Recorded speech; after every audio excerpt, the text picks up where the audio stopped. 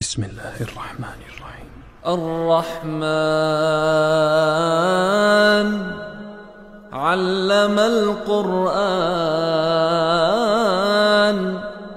خلق الإنسان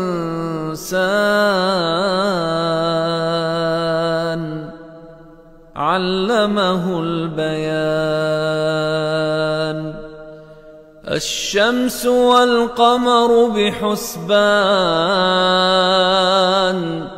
والنجم والشجر يسجدان والسماء رفعها ووضع الميزان ألا تطغوا في الميزان وأقيموا الوزن بالقسط ولا تخسروا الميزان والأرض وضعها للأنام فيها فاكهة والنخل ذات الأكمام والحب ذو العصف والريحان فبأي آلاء ربكما تكذبان خلق الإنسان من صلصال كالفخار وخلق الجان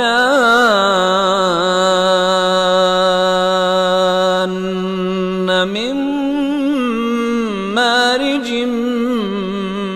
من نار فبأي آلاء ربكما تكذبان رب المشرقين ورب المغربين فبأي آلاء ربكما تكذبان مرج البحرين يلتقيان بينهما برزخ لا يبغيان فبأي آلاء ربكما تكذبان يخرج منهما اللؤلؤ والمرجان فبأي آلاء ربكما تكذبان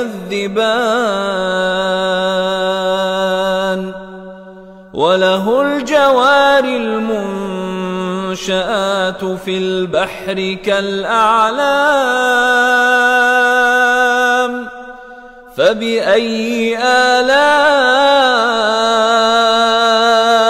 ربكما تكذبان كل من عليها فان ويبقى وجه ربك ذو الجلال والإكرام فبأي آلاء ربكما تكذبان يسأله من في السماوات والأرض كل يوم هو في شأن فبأي آلاء ربكما تكذبان سنفرغ لكم أيها الثقلان فبأي آلاء ربكما تكذبان يا معشر الجن والإنس إن استطعتم أن تنفذوا من أقطار السماوات والأرض فانفذوا لا تنفذون إلا بسلطان فبأي آلاء ربكما تكذبان يرسل عليكما شواظ من نار ونحاس فلا تنتصران فبأي آلاء ربكما تكذبان فإذا انشقت السماء فكانت وردة كالدهان فبأي آلاء ربكما تكذبان فيومئذ لا يسأل عن ذنبه إنس ولا جان